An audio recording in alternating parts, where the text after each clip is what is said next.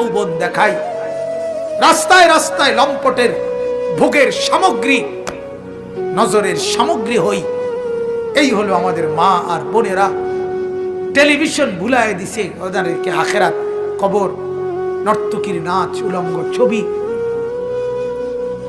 গান, বাদ্য, নাটক, সিনেমা, নাচ, গান, ফুর্তি ভুলায় দিছে, ভুলায় দিছে।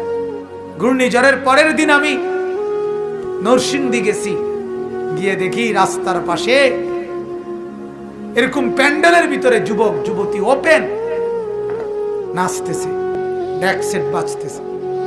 আগের দিন ঘূর্ণিঝড়, অর্থাৎ ঘূর্ণিঝড় যে বিদায় নিছে এই কারণে খুশিতে আল্লাহর দুশমনরা কতক্ষণ নাচতে পারে।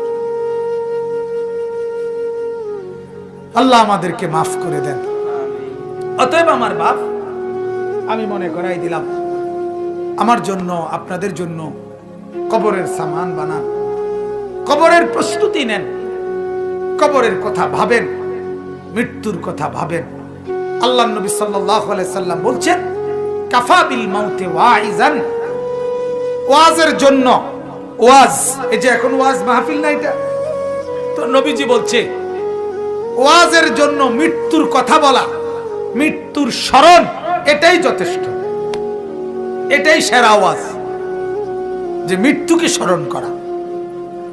অতএব আল্লাহ তাআলা কোরআনে বলছে, কুল ইন্নাল মাউতাল্লাযী তাফিররুনা মিনহু ফাইন্নাহু মুলাকীকুম, মৃত্যু থেকে তুমি যেখানেই পলায়ন করো না কেন, সে তোমার সাথে দেখা করবেই। আইসিইউর ভিতরে ঢুকাইলো ওইখান থেকেই আজরাইল নিয়ে আসবে, নিয়ে আসবে। আল্লাহ তাআলা আমাদেরকে কবর বুঝার, মৃত্যু বুঝার, সবক নেওয়ার তৌফিক দান করেন।